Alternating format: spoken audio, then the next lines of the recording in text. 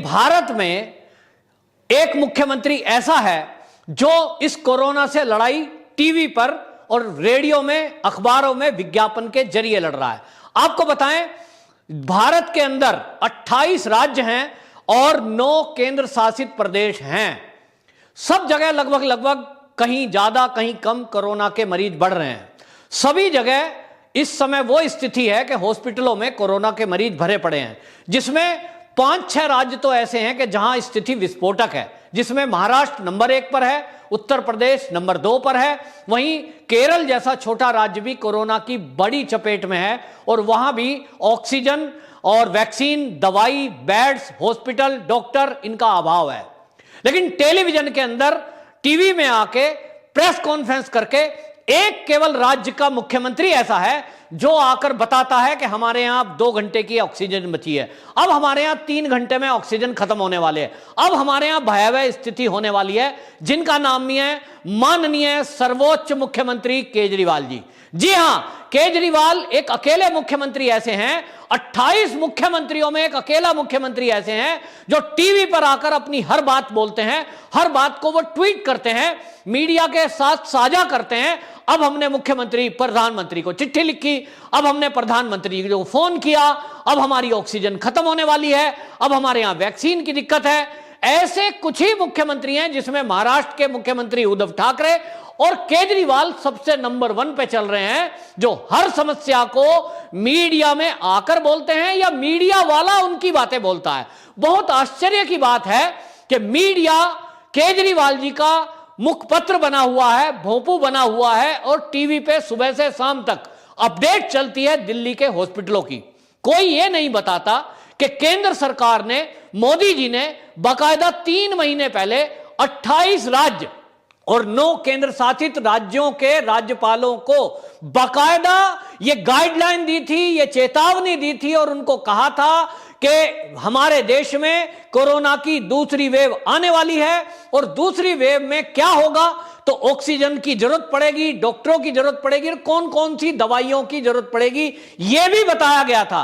और राज्यों को यह अधिकार दिया था कि अब वो अपने फैसले खुद ले सकते हैं, क्योंकि पहली बार 1 साल पहले जब केंद्र ने डिसीजन लेकर लॉकडाउन लगाया था तो सभी सारे विपक्ष ने केंद्र को, मोदी जी को गालियां तक दी थी और यह कहा था कि वो डिक्टेटर है और बिना सोचे समझे उद्योग धंधे ठप कर दिए। राहुल गांधी ने, पूरी कांग्रेस ने और ये केजरीवाल जी भी उसमें पीछे नहीं थे, ये कहने में कि अचानक से लॉकडाउन लगा दिया, हमें सोचने समझने का मौका नहीं दिया, हमसे सलाह नहीं ली। तो केंद्र सरकार ने 3 महीने पहले दूसरी वेव की चेतावनी दी थी। लेकिन आज जिस बेशर्मी के साथ टीवी के ऊपर आकर केजरीवाल जी विज्ञापन के जरिए टीवी पर, अगर कोई 28 मुख्यमंत्रियों में एक मुख्यमंत्री छाया हुआ है तो वो है केजरीवाल जी। क्यों? क्योंकि केजरीवाल जी को दिल्ली से कोई लेना देना नहीं है। उनको अब दिखाई दे रहा है पंजाब का चुनाव, उत्तराखंड का चुनाव, उत्तर प्रदेश का चुनाव, और इसलिए वो अपने फेस को चमकाने के लिए इस कीमती समय में भी वो पैसे का इस्तेमाल कर रहे हैं विज्ञापनों में। करोड़ों रुपए के विज्ञापन टीवी, अखबार और यहां तक कि अब तो रेडियो को भी नहीं छोड़ा कि आप एफएम ऑन करेंगे तो केजरीवाल जी का विज्ञापन आएगा। केजरीवाल जी विज्ञापनों में जो बातें समझा रहे हैं, क्या उसको डॉक्टरों ने नहीं बताया? क्या उसको केंद्र ने नहीं बताया? क्या हम में से कौन नहीं जानता मास्क लगा के रखो, 2 गज की दूरी रखनी है? लेकिन यह केजरीवाल जी का एक अपना सोची समझी रणनीति के तहत आप देखिए कि वो टीवी के ऊपर आते हैं, उनके उप मुख्यमंत्री मनीष सिसोदिया आते हैं और वो बताते हैं कि रात को 3 बजे एक फलाह हॉस्पिटल में ऑक्सीजन कम हो रही थी, मैंने केंद्रीय मंत्री को फोन किया। तो कौन सी बड़ी बात कर दी भाई? 28 राज्यों में जो राज्यों के मुख्यमंत्री हैं, आखिरकार जनता ने उनको किस लिए चुना? क्योंकि वो राज्य की व्यवस्था चलाएं। ऐसे कैसे चलेगा कि आप टीवी पे आओगे और बड़ी बेशर्मी के साथ आकर बोलोगे हमारे यहां दिल्ली में तो ऑक्सीजन बनती नहीं है, हमारे यहां तो कोई प्लांट है नहीं। अरे भाई, तुम्हारे यहां प्लांट नहीं है तो लगाते, आपके यहां इंतजाम नहीं है तो करते। अगर आपको 3 महीने पहले केंद्र सरकार ने यह चेतावनी दी थी, क्या आपके अंडर में जो हॉस्पिटल आते हैं उनके पास भंडारण की कोई जगह नहीं थी? क्या अरेंजमेंट के लिए आपने कांटेक्ट नहीं किए? आप कहते हो कि पूरा देश एक हो जाओ, पूरा देश मिलकर के काम करो। जैसे प्रधानमंत्री जी देश को संबोधित करते हैं, पूरे देश की जनता को आप संबोधित कर रहे थे जैसे देश के प्रधानमंत्री बन गए हो कि पूरा देश मिलकर के काम करे। हमें जो ऑक्सीजन मिल रही है वो उड़ीसा से आएगी, वो हवाई जहाज से लाओ। हमें जो ऑक्सीजन मिल रही है वो मोदी नगर से आ रही थी, वो वहां फंस गई, राज्यों ने फंसा दी, राज्य के सरकार वाले हमें आने नहीं दे रहे। मतलब आप बच्चों की तरह रोना शुरू कर देते हो। मुख्यमंत्री की तरह अरेंजमेंट करिए। मुझे एक बात बताइए, मेरे घर में मैं 5 लोगों का एक परिवार चलाता हूं। मेरे घर में मेरी पत्नी को उस डेट का पता होता है जिस डेट में उसने गैस का सिलेंडर लगाया होता है, और वो मुझे 1 हफ्ते पहले वार्न कर देती है जब वो डेट आने वाली होती है कि सिलेंडर खत्म होने वाला है। वो बताती है कि 1 हफ्ता होने वाला है, अब सिलेंडर नहीं होगा, अब बुक कर दो सिलेंडर नया। मेरी पत्नी को भी इतना गणित आता है, आम गृहिणी को भी यह गणित पता है कि घर का सिलेंडर कब खत्म होने वाला है। और यदि कभी ऐसा हो जाए कि घर में कोई फंक्शन है, 10-20 लोग की गैदरिंग इकट्ठी हुई है, अचानक से भीड़ बढ़ गई है और उसमें हलवा पूड़ी बने हैं, तो मेरी पत्नी को यह भी पता है, आम गृहिणी को यह पता है कि इस बार सिलेंडर जल्दी खत्म होगा और इसलिए 1 सिलेंडर से काम नहीं चलेगा, इस महीने 2 सिलेंडर लाने पड़ेंगे, क्योंकि घर में मेहमान आ गए हैं, 20 लोगों का अतिरिक्त भोजन बना है। तब केजरीवाल जी से मैं पूछना चाहता हूं, क्या केजरीवाल जी को यह नहीं पता था? आज वो टीवी पर आकर जो कह रहे हैं कि हमारे दिल्ली में तो 30% बाहर के राज्यों के मरीज आए हुए हैं, ये 30% क्या आज कोरोना के टाइम में आए? जी नहीं, ये 30% जो बाहरी राज्यों के पेशेंट आने वाले दिल्ली में हैं, ये पूरे साल आते हैं। कोई हार्ट के पेशेंट आते हैं, कोई आंख का ऑपरेशन कराने आता है, कोई कुछ कराने आता है, कोई कुछ कराने आता है। आसपास के राज्यों से, दिल्ली देश की राजधानी है जहां केंद्र सरकार का एम्स जैसे हॉस्पिटल भी हैं, जहां राज्य सरकार के कई ऐसे अस्पताल हैं जो सुविधा आसपास के राज्यों के बड़े हॉस्पिटलों में नहीं है, तो इसलिए वो आते ही हैं। आप बाहरी बाहरी कहकर अब बताना चाह रहे हो, पूरी दुनिया को जताना चाह रहे हो टीवी के माध्यम से कि दिल्ली के अंदर जो स्थिति है वो बाहर के राज्यों के लोगों ने खराब करी है। दिल्ली के लोग जितने हैं, जो दिल्ली की जनसंख्या है, उनके लिए तो हमारे पास ऑक्सीजन थी, उनके लिए तो हमारे पास बेड थे, उनके लायक तो हमारे हॉस्पिटल नंबर 1 थे। आप 1 हफ्ते पहले टीवी पर आकर कहते हो, यह भी बात आपने टीवी पे बोली, हमारे पास पर्याप्त ऑक्सीजन है, हमारे पास पर्याप्त हॉस्पिटल हैं, हमारे पास पर्याप्त बेड हैं। तब आपको यह पता नहीं था कि 30% बाहरी लोग भी आएंगे। आपको अच्छे से पता था, क्योंकि ये 30% आज नहीं आए, ये सदियों से आते रहे। मैं बहुत छोटा सा हूं, मेरा जन्म उत्तर प्रदेश में हुआ, मैं जब पैदा हुआ था तो भी मैं इलाज कराने दिल्ली में आता था, क्योंकि दिल्ली में एम्स है। तो ये 30% आते हैं। क्या आपको नहीं पता था कि कोरोना की दूसरी लहर है और इसमें पेशेंट बढ़ेंगे, वेंटिलेटरों की जरूरत होगी, ऑक्सीजन की ज्यादा जरूरत होगी? आपकी दिल्ली में अगर ऑक्सीजन का निर्माण नहीं होता, आपके यहां कोई प्लांट नहीं था, तो आपको अरेंजमेंट करना था। योगी जी ने यूपी में किया। किस तरह से उन्होंने जो है डीआरडीओ से मिलकर के थोड़े ही देर में 3 दिन के अंदर एक प्लांट लगा दिया, ताकि कई अस्पतालों में जो ऑक्सीजन की सप्लाई कर रहा है, आप नहीं कर सकते थे। एक मशीन आती है जो हवा से ऑक्सीजन बनाती है, मात्र 20,000 की है। आप 20,000 रुपए में ऐसे लड़के खड़े कर देते हो पुलिस जैसी वर्दी पहनाकर, जो गली मोहल्ले में चालान काट रहे हैं, जो हॉस्पिटल के बाहर खड़े हैं, जो चौराहे पे तख्ती लेके खड़े थे, केजरीवाल जिंदाबाद, मास्क लगा के रखना, इनकी जरूरत नहीं थी। 20,000 रुपए में ऑक्सीजन बनाने वाली हवा से मशीन आप ले आते तो कितने ही हॉस्पिटलों में ये जो तनख्वाह आपने फ्री में बंदर बांट की लोगों के टैक्स के पैसे से, जितना फ्री में आपने बिजली बांटी, जितना फ्री में आपने पानी बांटा वोटों के लिए, इतने पैसे में आप 1 लाख ऑक्सीजन बनाने की मशीन खरीद के ला सकते थे। जो आज आपके मोहल्ला क्लिनिक बंद पड़े हुए हैं, उसके अंदर कुत्ते सो रहे हैं, उन मोहल्ला क्लिनिकों में आज कोरोना के पेशेंटों का इलाज चल रहा होता अगर उनके अंदर भी वेंटिलेटर लग जाते। जितने मोहल्ला क्लिनिक आपने बनाए, उनके लिए डॉक्टर नौकरी पर रखे, उनके लिए स्टाफ भर्ती किया, कहां है वो? केजरीवाल जी इसका कोई जवाब नहीं देते। वो वर्ल्ड क्लास हॉस्पिटल आज फेल हो गए, और फेल का बड़ी चालाकी से वो आरोप लगाते हैं केंद्र पर।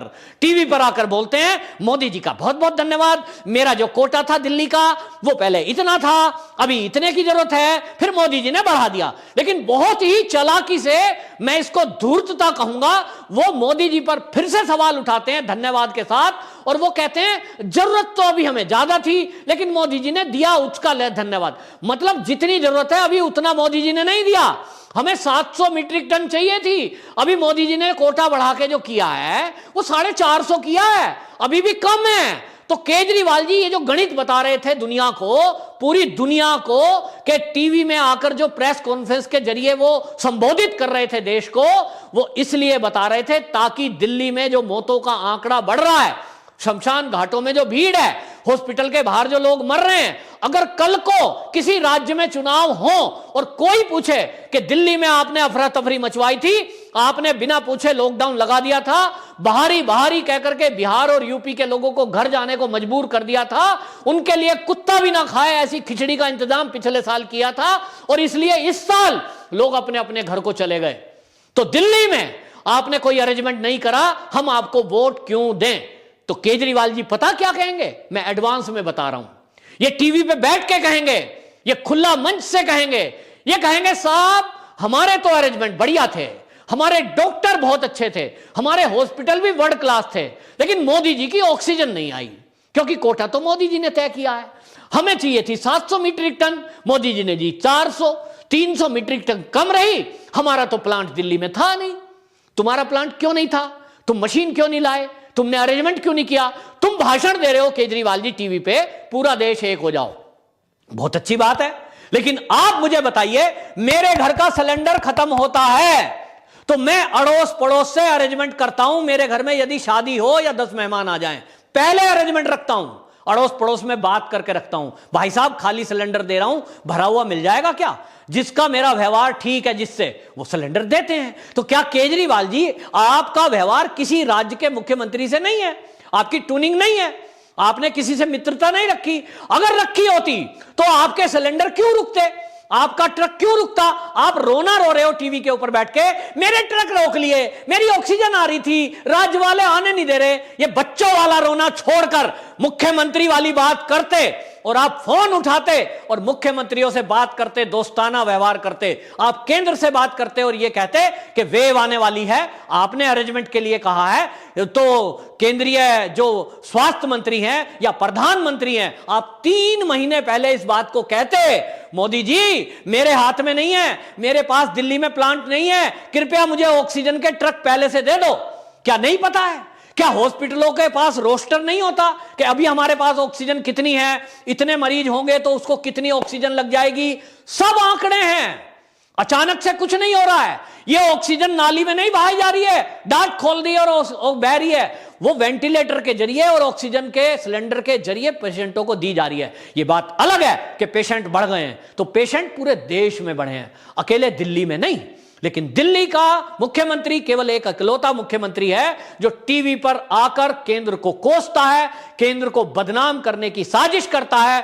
और सबसे बड़ी बात आपको बताऊं कि जो किसान आंदोलन कर रहे हैं, दिल्ली के बॉर्डर को घेर के बैठे हैं, वो ये जिक्र नहीं करते कि दिल्ली की जीटीबी हॉस्पिटल में अगर ऑक्सीजन खत्म हो गई, केंद्र सरकार ने अरेंजमेंट किया कि मोदी नगर से प्लांट से वो ऑक्सीजन आपके लिए ले भेजी जा रही है, ट्रक लेके चलता है, लेकिन वो ट्रक दिल्ली के बॉर्डर में नहीं घुस सकता क्योंकि वहां गाजीपुर बॉर्डर पर आपके दुलारे, आपके प्यारे टिकैत साहब धरना देकर बैठे हैं, जिन्होंने हाईवे जाम किया हुआ है। उस ट्रक को 100 किलोमीटर का राउंड लगाकर दिल्ली में प्रवेश मिलता है क्योंकि दिल्ली के 3 बॉर्डर बंद करके ये किसान आंदोलन वाले लोग बैठे हैं, जिनका स्वागत केजरीवाल जी ने दोनों हाथों से किया था। उनके लिए मेडिकल कैंप लगाया था, उनके लिए शरबत पिलाया था, उनको रबड़ी खिलाई थी, उनके लिए गद्दे बिछाए थे। केजरीवाल जी से एक शब्द नहीं निकलता कि तुम लोग आज बैठे हो, मैंने तुम्हारा स्वागत किया था, लेकिन आज दिल्ली को ऑक्सीजन की जरूरत है जो ट्रक के जरिए आती है,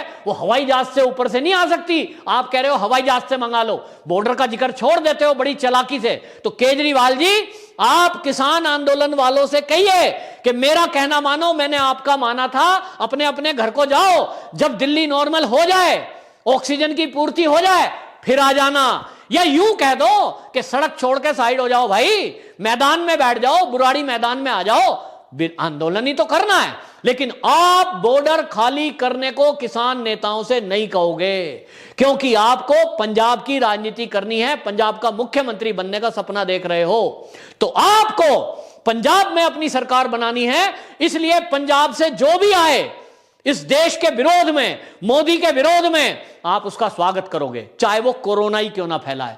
दिल्ली में 20,000 की भीड़ आने को तैयार बैठी है, बिना मास्क के सारे आंदोलनकारी बैठे हैं, ट्रक को रोकते हैं, 100 किलोमीटर ट्रक राउंड लगा के आता है, लेकिन आप एक शब्द नहीं बोलते। आप उनको वैक्सीनेशन करोगे, उनको पानी पिलाओगे, उनको गद्दे दोगे, क्यों? क्योंकि केजरीवाल जी कल को जब खड़े होकर मंच से भाषण देंगे, चाहे वो उत्तराखंड हो, चाहे वो यूपी हो, चाहे वो पंजाब हो, जिन राज्यों में चुनाव होगा, केजरीवाल जी कहेंगे हम नंबर 1 है। अपने को यही तो कहते आए हैं, लेकिन इसको समझना होगा देशवासियों को। और इस समय केजरीवाल जी को भी ये राजनीति छोड़नी होगी और केंद्र पर आरोप प्रत्यारोप छोड़कर लोगों की सेवा करें और किसान आंदोलन वालों को बोलें कि वो रोड खाली करें।